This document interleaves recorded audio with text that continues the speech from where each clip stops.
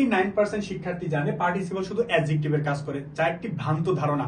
আজকের ক্লাসে আমাদের পার্টিসিপল নিয়ে যত কনফিউশন, সমস্ত কনফিউশন এবং ভ্রান্তি দূর করে ফেলবো ইনশাআল্লাহ। দেখো, participle as a parts of speech হিসেবে চারটি পার্টস অফ স্পিচে কাজ করে থাকে: অ্যাডজেক্টিভ, অ্যাডভার্ব, প্রিপজিশন, কনজাংশন। আমরা চারটি উদাহরণের সাহায্যে দেখার চেষ্টা করব ইনশাআল্লাহ। তাহলে শুরুতে একটু বলে নিই, পার্টিসিপল তিন প্রকার: present participle, past participle, perfect participle. Present participle দেখতে কেমন? Verb plus ING. Past participle দেখতে কেমন? V3। এবং পারফেক্ট পার্টিসিপল দেখতে কেমন? Having plus V3। এখন আসো আমরা উদাহরণের সাহায্যে কনসেপ্টটা ক্লিয়ার করার চেষ্টা করব। I saw a sleeping baby. বেবিটা কেমন বেবি? বেবিটা হচ্ছে ঘুমন্ত বেবি। তাহলে বেবিটা হচ্ছে নাউন, আর নাউনকে যে মডিফাই করে সে হচ্ছে কোন parts of speech? Adjective. So এই জায়গাটা, এই সিয়ারটা, এই আসনটা কার?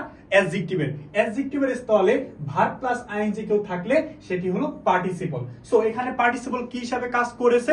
অ্যাডজেক্টিভ হিসেবে কাজ করেছে। নেক্সট, দ্য বেবি, শিশুটি, কেম হিয়ার, এখানে আসলো। কোথায় আসলো? এখানে আসলো। কিভাবে আসলো? ডান্সিং, নাচতে নাচতে আসলো। তো কেম হচ্ছে ভার্ব।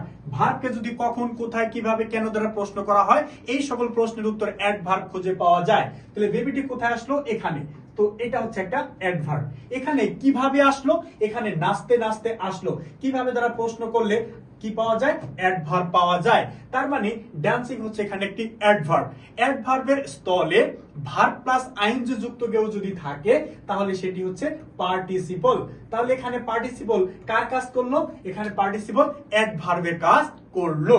এবার আসি, call me if you have any problems. যদি তোমার কোনো সমস্যা থাকে আমাকে ডেকো বা আমাকে স্মরণ করো। রিগার্ডিং ইউর ওয়ার্ক, তোমার কাজ সম্পর্কে। সো দেখো, ওয়ার্ক হচ্ছে এখানে একটি নাউন, ইউর হচ্ছে একটি ডিটারমিনার, এবং দেখো এই রিগার্ডিং হচ্ছে এখানে একটি প্রিপোজিশন। কি? প্রিপোজিশন। প্রিপোজিশনের পরে 100% একটি নাউন থাকবে। সো রিগার্ডিং হচ্ছে প্রিপোজিশন। তো প্রিপজিশনের জায়গায় ভার্ব প্লাস আইএনজি যুক্ত যদি কেউ থাকে অবশ্যই সেটা কি হবে?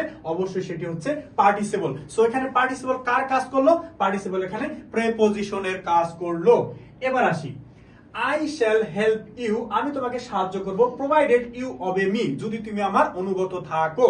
আচ্ছা, সো দেখো এখানে দেখো ইউ হচ্ছে সাবজেক্ট, obey হচ্ছে ভার্ব।